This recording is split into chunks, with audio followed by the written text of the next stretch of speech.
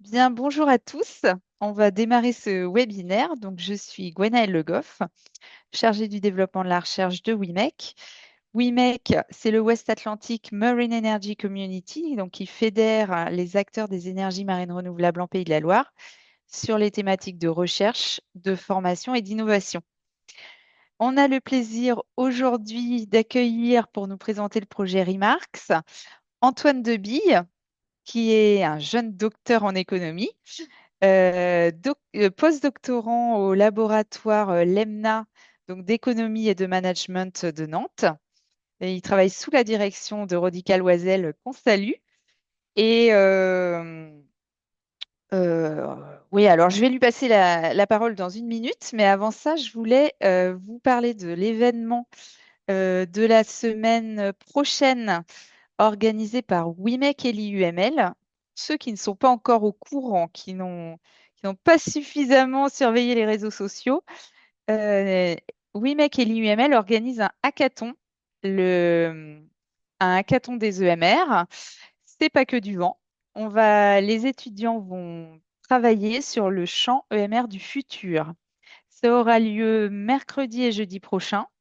Et ce qui peut vous intéresser, c'est que jeudi, les pitchs de leur projet, de ce qu'ils auront conçu au sujet du champ EMR du futur, les pitchs sont publics à l'École centrale de Nantes, dans le hall A. Vous pouvez vous inscrire sur le site de WIMEC, donc de 14 heures à 15h30, les pitchs.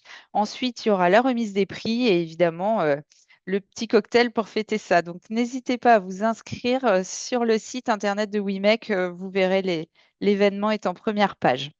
Et rejoignez-nous nombreux donc pour voir les étudiants pitcher sur leur projet. On espère qu'il y aura beaucoup d'idées novatrices. Voilà, alors Antoine, je te laisse partager l'écran. On va lancer le support de présentation. Et puis, j'ai quelques petites règles à vous rappeler au sujet du webinaire.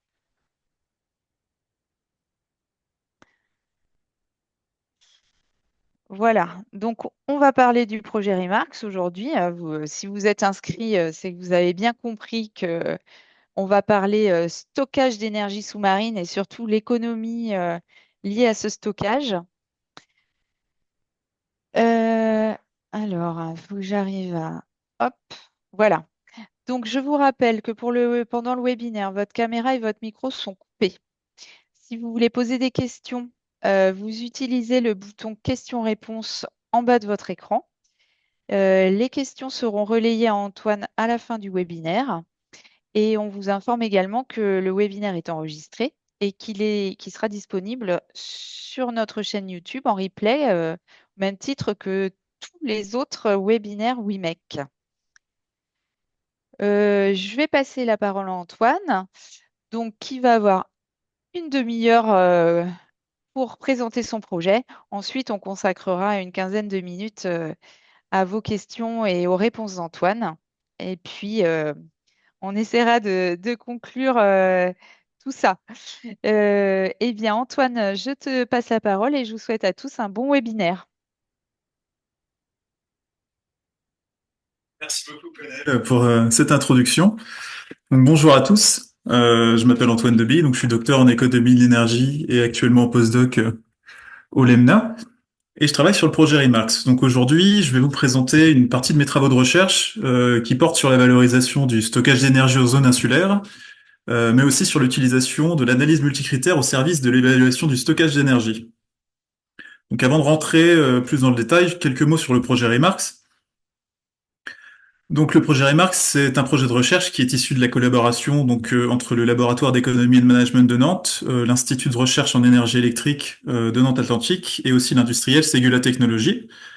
C'est un projet qui porte sur l'aide à la valorisation du stockage d'énergie sur le marché de l'électricité.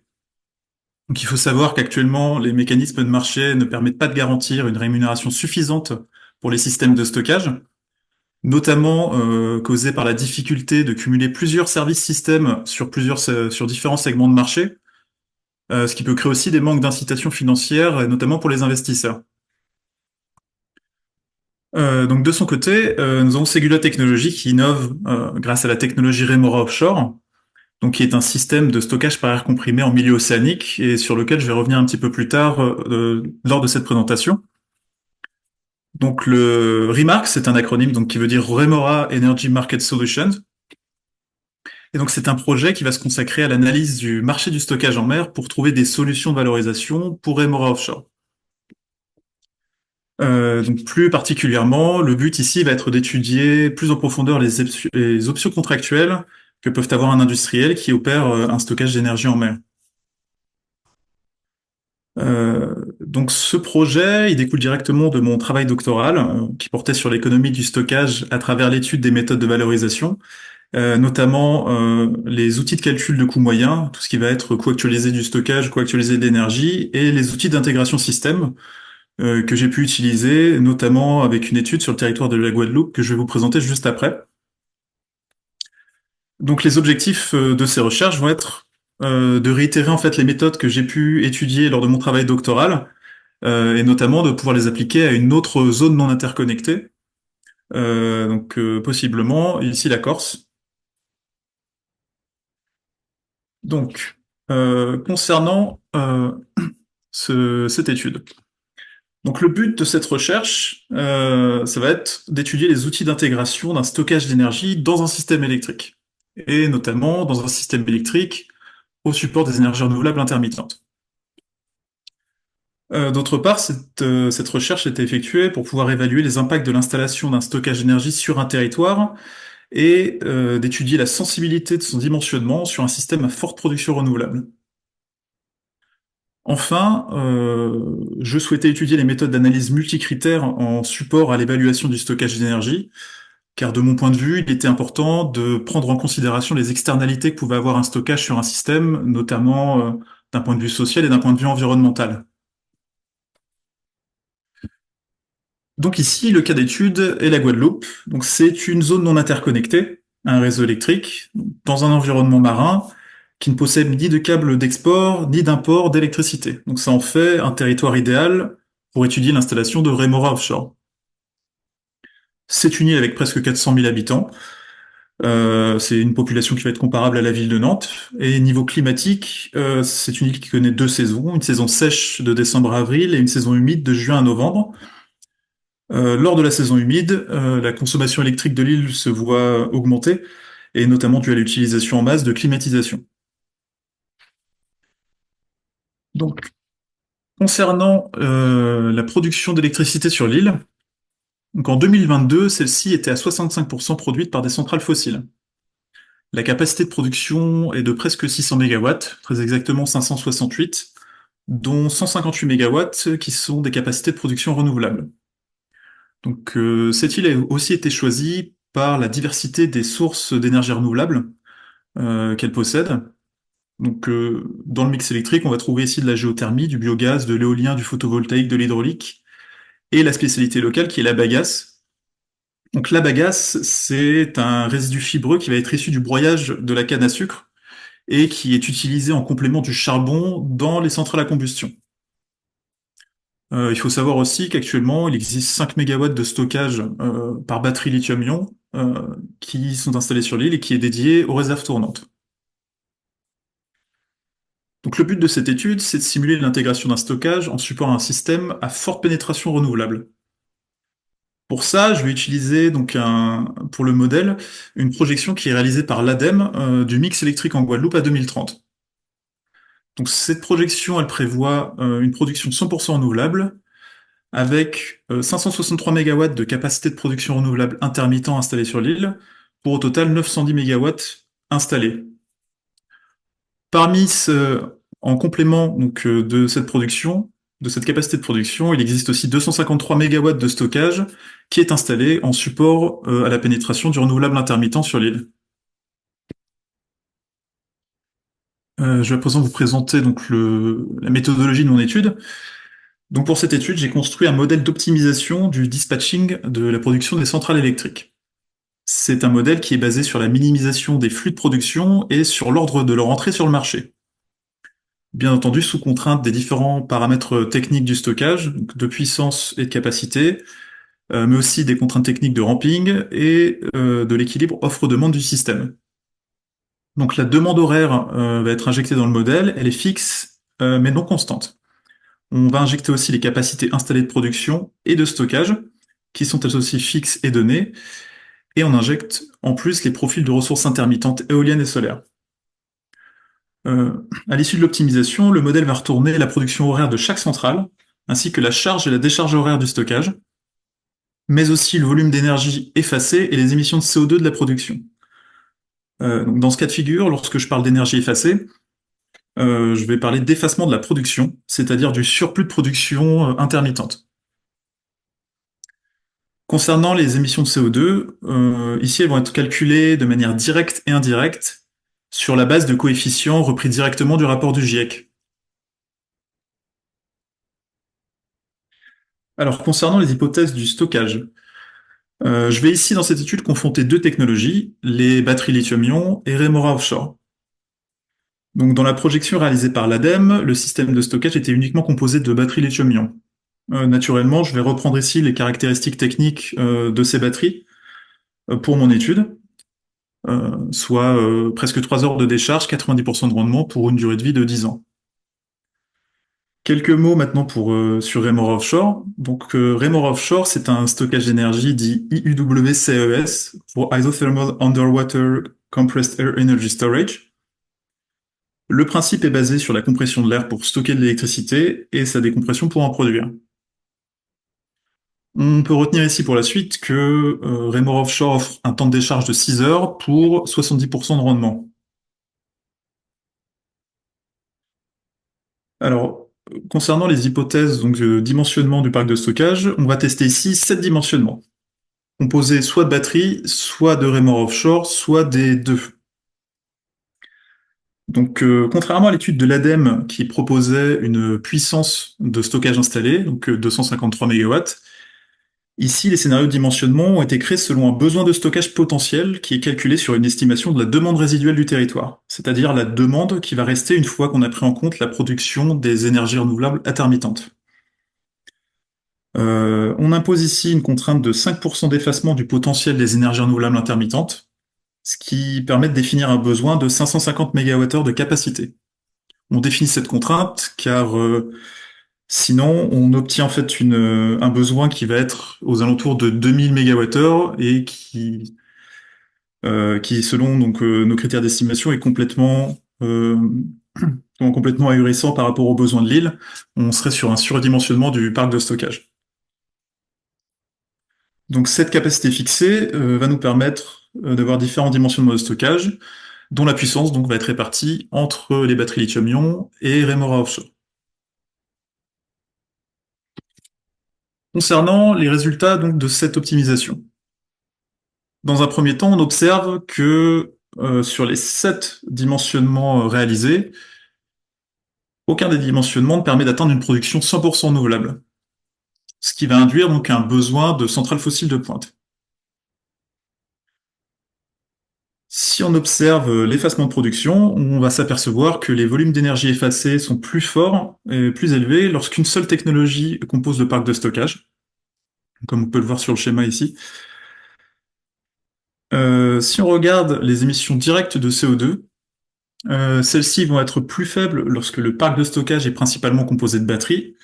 On va expliquer cela parce que les batteries vont offrir une puissance de charge et de décharge qui va être plus profonde par rapport à celle proposée par Remora Offshore, et ce qui va permettre de compenser au mieux en fait la combustion des fossiles lors de la pointe. À l'inverse, si on regarde les émissions indirectes de CO2, on va s'apercevoir qu'elles sont plus faibles lorsque le parc est composé en grande partie de Remora Offshore, ce qui est expliqué à cause de la matière première utilisée pour les batteries lithium-ion qui va être, elle, fortement carbonée. Enfin, si on regarde l'opération du stockage, on aperçoit qu'il y a une décharge qui va être similaire entre les deux technologies, donc en moyenne de 3 à 8 heures, mais que l'opération des deux technologies va être tirée par la puissance et non par la capacité.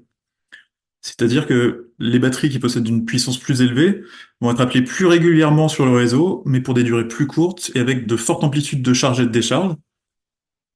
Là où à l'inverse, Remora Offshore va être appelé sur le réseau de manière plus stable, plus continue dans le temps, mais avec des puissances de charge et de décharge qui vont être moins variables.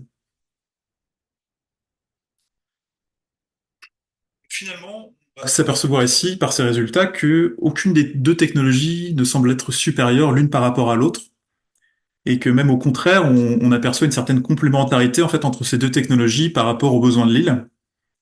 Là où on va préférer déstocker sur du long terme avec Remora et utiliser les batteries pour répondre aux pointes locales.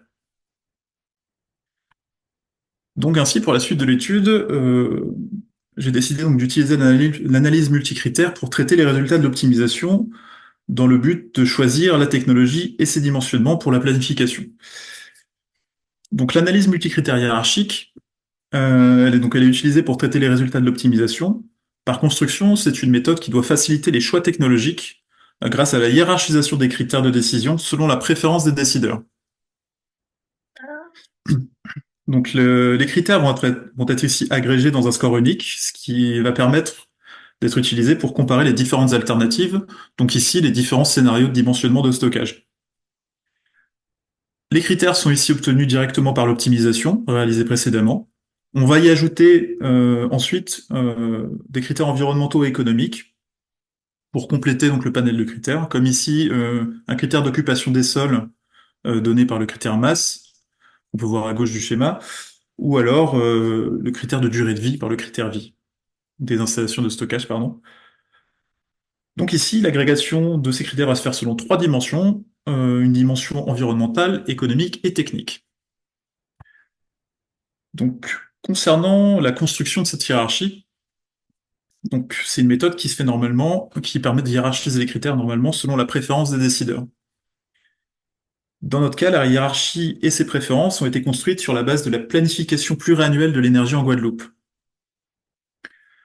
On a choisi, sur la base donc, de cette planification, de mettre une préférence neutre entre les différentes dimensions.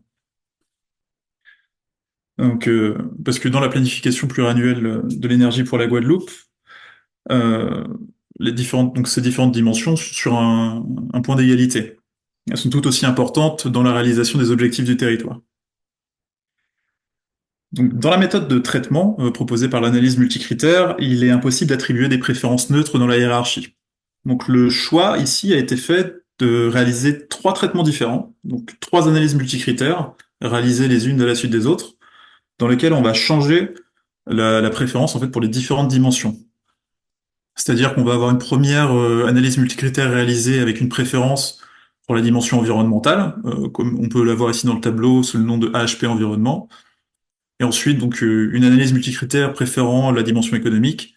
Et enfin, une troisième préférant la dimension technique. À la suite de la réalisation de ces trois analyses, donc de ces trois traitements, on va agréger on va agréger le score des trois analyses pour avoir un score unique. Donc le score de l'analyse, ici, va être composé du score de chaque critère étudié. Plus ce score est élevé, plus le critère va être satisfait. C'est-à-dire que plus le score final va être élevé, plus le dimensionnement de stockage va être préféré comparé aux autres. Si on regarde les résultats de cette étude, donc on aperçoit ici qu'il existe une préférence pour la technologie Remora Offshore, représentée par le score le plus élevé ici dans la barre à droite. Si on observe les résultats par rapport à chaque dimension, on va s'apercevoir donc que la préférence pour Remora Offshore ressort surtout par les dimensions environnementales en vert et la dimension économie en bleu. À l'inverse, si on regarde donc les préférences pour la dimension technique, on s'aperçoit que celle-ci va aller sur un parc où deux technologies sont installées. Enfin, si on regarde les résultats par rapport aux critères, on va s'apercevoir que les critères de CO2, de coût et d'effacement représentent à eux trois à peu près 50% en moyenne donc, du score final pour chaque scénario. Donc ça va être les critères les plus décisifs dans le choix en fait d'un dimensionnement du parc.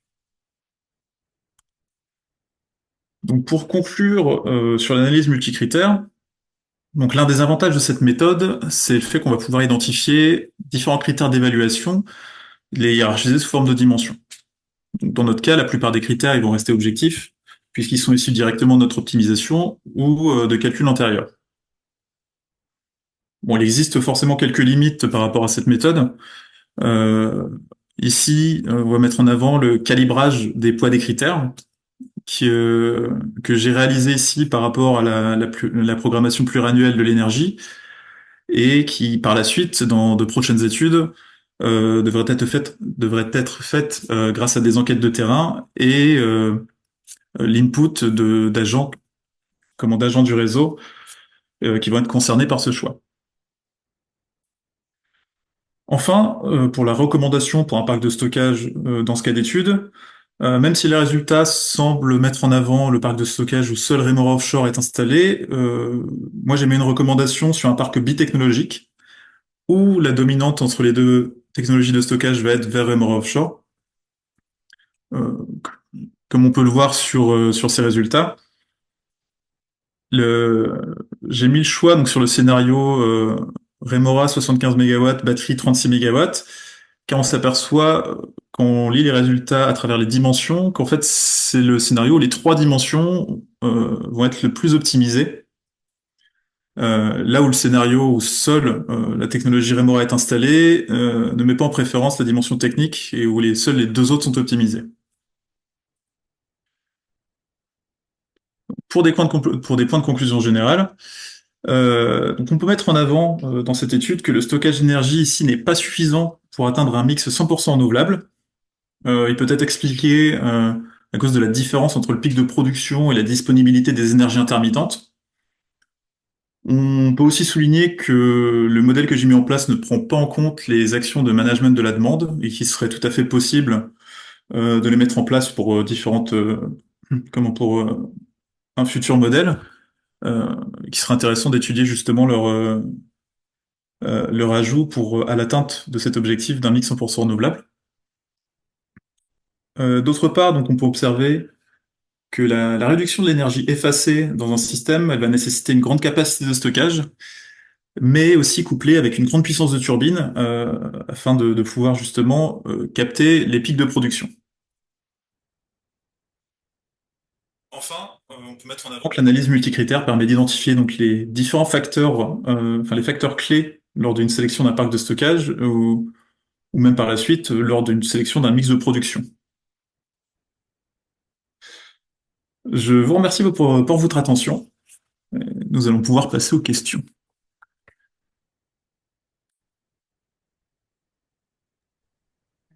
Hop. Merci beaucoup, Antoine. Ah ben, on, on- on connaît tout sur le système d'énergie de la Guadeloupe. Moi qui ne suis pas une économiste, j'ai appris beaucoup de choses. Alors, on va attendre les premières questions. Euh, En attendant, j'aurais moi une petite question sur la dernière diapositive. Tu indiques qu'il faut une grande puissance de turbine. Et là, il y a peut-être quelque chose qui m'a échappé. Est-ce que tu pourrais développer un peu ce point-là? Bien sûr. Comme j'ai indiqué ici, on a d'une part, on peut pas atteindre, du moins dans cet exemple, un mix 100% renouvelable, parce qu'on n'a pas de cohérence justement entre le pic de production et la disponibilité des énergies renouvelables. C'est-à-dire que des fois, on ne va pas pouvoir atteindre en fait, on va pas pouvoir capter en fait le pic de production parce qu'on va avoir une capacité de stockage qui est déjà remplie avec plus de 90%. Donc on n'a pas, donc dans le temps en fait, ça va pas coïncider. Donc le fait de proposer une grande capacité de stockage avec une grande puissance, la grande capacité va nous permettre dans le temps de pouvoir capter donc tous les pics de production et enfin de pouvoir pardon les superposer on va dire dans le temps. Là où la grande puissance va nous permettre de capter les pics de production les plus élevés. D'accord, merci. Ça y est, j'ai compris. Euh, Effectivement, cette intermittence des énergies renouvelables, euh, c'est un gros souci. Je crois que le stockage qui est indispensable en couplage à ces types d'énergie coûte très cher. Euh, tu nous as parlé de, voilà, d'intérêt de technologie de batterie ou du système Remora et surtout du couplage des deux. Mais à la construction, le système Remora est intéressant. C'est un lourd investissement par rapport à des batteries. Alors si on parle que de prix, parce qu'on est bien d'accord que du point de vue environnemental, là, je crois il n'y a pas photo. Alors, effectivement, oui. D'un point de vue environnemental, le système Remora Offshore, pardon, est conçu pour utiliser uniquement des matériaux qui sont non dangereux. Et on va exploiter en plus une matière première qui se trouve partout, donc l'air. Pour développer un petit peu sur le système, donc le système permet de comprimer de l'air pour l'envoyer dans des cuves au fond de l'océan, grâce à un circuit d'eau fermé et à des pistons liquides. Donc effectivement, il n'y a aucune matière dangereuse, on va dire, et polluante, comme ça pourrait l'être pour les batteries lithium-ion. C'est ce qui ressort d'ailleurs dans l'étude. C'est pour ça que j'ai voulu inclure le coefficient de CO2 indirect en fait des technologies, puisque dans la prise en compte de l'impact environnemental de ces technologies, j'ai voulu mettre en avant que l'extraction du minerai pour les batteries lithium-ion est quand même très polluant et que c'est aussi un avantage, je pense, sur le marché du stockage, de réussir à proposer des solutions qui ne reposent pas justement sur des minerais dont l'extraction est relativement polluante. Ensuite, pour le point de vue économique sur l'investissement, euh, donc on est avec les batteries sur une technologie qui est ancrée sur le marché depuis quand même maintenant plusieurs années. Les technologies comme Remora peuvent enfin du moins pour Remora Offshore, qui est quand même un projet d'une grosse envergure, notamment sur les capacités, ça va demander un coût d'investissement qui est relativement élevé en comparaison à des batteries. Mais il faut regarder aussi sur le long terme, en fait, l'investissement qui va être fait. Aujourd'hui, Remora Offshore, c'est un système qui est fait pour durer 50 ans. Là où, en comparaison, donc, des batteries, on va être sur une durée de vie qui, dépendant bien entendu, hein, des caractéristiques techniques de la batterie, de leur profondeur de décharge et des cycles réalisés, peut aller, aussi bien de 5 ans à 15 ans. Donc, ça va vraiment dépendre, la façon dont est utilisée la batterie. Dans l'étude que j'ai réalisée, dans mon critère de coût, j'ai remis en fait le coût d'investissement d'une batterie sur le même nombre d'années que Remora Offshore. Donc ici, sur 50 ans, on va, comme les paramètres de vie que j'ai utilisés pour ces batteries de 10 ans, on va avoir des coûts de réinvestissement qui vont être utilisés, qui vont être remis en fait dans le coût d'investissement. Et sur 50 ans, on s'aperçoit que c'est pas rentable comparé à une technologie comme Remora Offshore. Bien entendu, c'est un argument qui peut être pris avec des pincettes, hein, puisque on parle de long terme ici pour une zone insulaire comme la Guadeloupe, qui à long terme va te demander un stockage plus saisonnier, donc de gros investissements pour avoir une grosse capacité de stockage. Bien entendu, il est tout à fait possible que les batteries lithium-ion sur d'autres projets soient plus rentables si ce sont des projets de court terme. Donc voilà, je pense que c'est quand même un point assez intéressant à mettre en avant de ce point de vue-là. Oui, tout à fait. Effectivement, il faut voir ça sur la durée. Et encore une fois, là, tu parles du coût économique en argent, si je puis dire, hein. Il y a l'économie de l'environnement, c'est-à-dire les matières premières qu'on va devoir extraire pour refaire des batteries tous les 5, 10 ou 15 ans. Ça, c'est à prendre en compte aussi, bien sûr.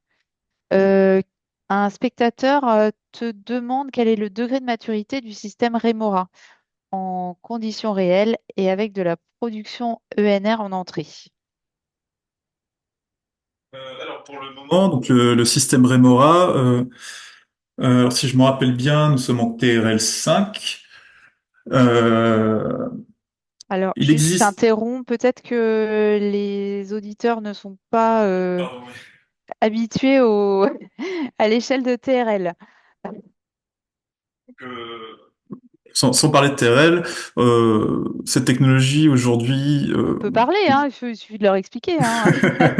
Technology Readiness Level, hein, le niveau de donc développement de la maturité technologique des produits. Ça va de 1 à 9. Donc 5, on est un peu au milieu. c'est ça, ça correspond actuellement donc à un prototype qui a déjà été mis en place, qui a été testé. Pour le moment, ce prototype a été testé donc sur Terre, sur Terre et qui il a plus été mis en place pour tester la faisabilité donc des cycles de compression et de détente du système. On n'a pas encore eu l'occasion donc de le mettre en conditions réelles face justement de la production renouvelable. Mais c'est aussi pour ça que je fais de telles études pour pouvoir mettre en avant donc la manière dont il va fonctionner dans un système.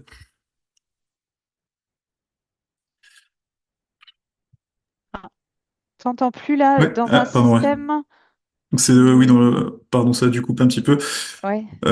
Oui, donc voilà, c'est pour ça que je fais de thèse d'études actuellement. Donc c'est pour mieux comprendre la façon dont tu peux être intégré dans le système et la manière dont il va pouvoir être exploité face aux énergies renouvelables. Euh, donc on voit que le dimensionnement est plutôt adapté, comment pour la captation donc du surplus de production donc d'énergie renouvelable, que ce soit éolien ou solaire. Euh, donc voilà, ce sont des tests qui devront être faits par la suite, bien sûr, en réel. Mais en tout cas, en théorie, elle paraît adaptée. Et j'imagine qu'en sous-marin, ça doit poser des problèmes supplémentaires par rapport au terrestre pour ce qui est peut-être de la construction. Mais par contre, ça apporte des avantages au niveau de la compression.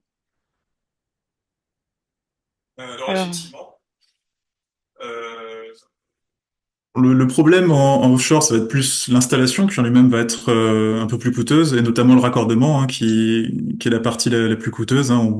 On voit déjà ce que ça donne avec les parcs éoliens en mer. En revanche, effectivement, on peut avoir, ça va apporter donc d'autres avantages. Bon, notamment, si on parle d'îles, ça va être la surface au sol utilisée juste par la technologie. Si je reprends l'exemple de la Guadeloupe, on est quand même sur des territoires où il est de plus en plus compliqué de mettre en place des centrales. Dernièrement, ils ont mis l'interdiction, par exemple, de mettre en place des centrales hydrauliques sur le territoire par rapport à la gestion, bien entendu, de la ressource en eau, mais aussi par rapport aux contraintes de disponibilité du sol sur le territoire. Et rien que de ce point de vue-là, exploiter l'espace en mer est déjà un gros avantage. Pour le système Remora Offshore en lui-même, on va pouvoir exploiter aussi la pression des fonds marins, qui va nous permettre de stocker davantage d'air et donc d'avoir une plus grosse capacité de stockage aussi. alors je continue hein, en attendant que nos auditeurs osent s'exprimer. Euh, Tu nous as présenté euh, une quantification, notamment des émissions de CO2 directes.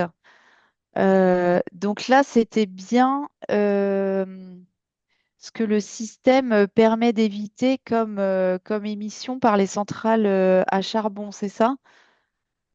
C'est bien ça, oui. La quantification d'émissions de CO2 directes était directement liée aux centrales à production fossile. Comme dans ce cas d'étude, on n'arrive pas à atteindre un mix 100% renouvelable, ça a été un des critères de choix en fait pour voir quel dimensionnement du parc est capable en fait d'utiliser le moins possible les ressources fossiles de l'île pour suffire à la demande de consommation. Et qu'est-ce qu'il faudrait alors pour avoir un mix 100% renouvelable? Faudrait étendre l'île, augmenter la puissance des turbines. Qu'est-ce qu'on pourrait faire? Alors de ce point de vue-là, j'avais commencé déjà à parler un petit peu donc du management de la demande. Mon modèle n'intègre pas du tout de management de demande. donc de l'effacement de consommation des industriels. Donc ce serait déjà une piste à explorer. Et au niveau technique, bah, effectivement, ce serait d'augmenter la capacité des centrales, hein, tout simplement, histoire de pouvoir capter un maximum d'énergie intermittente et renouvelable pour produire de l'électricité derrière.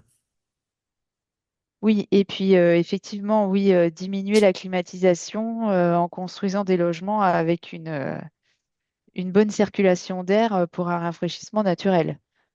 Effectivement aussi, oui. Il n'y a, il y a pas que les industriels, mais c'est vrai qu'on a compris que le problème était la grosse demande en énergie en saison humide. Effectivement. Ouais, comment c'est en Guadeloupe actuellement? Donc, ils fonctionnent quasiment exclusivement sur leur centrale. C'en est où le développement des énergies renouvelables en Guadeloupe? Et puis en Corse, parce qu'on peut peut-être faire le parallèle aussi avec la future étude sur la Corse. Alors effectivement, au niveau de la Guadeloupe, donc on, on est principalement donc sur de l'utilisation du fossile et donc de l'importation de matières fossiles aussi. La seule matière sur place, à part l'énergie renouvelable, étant donc la bagasse qui est utilisée à la place donc enfin en complément du charbon. Sur ce point-là, je ne me rappelle plus l'année d'introduction. Il me semble que depuis 2022, il n'y a plus aucune utilisation de charbon, par exemple, sur le territoire de la Guadeloupe, et celle-ci a été substituée par des pallets de bois. On reste sur une importation de pallets de bois, mais au moins on est sur une matière qui va être moins polluante en termes d'émissions CO2.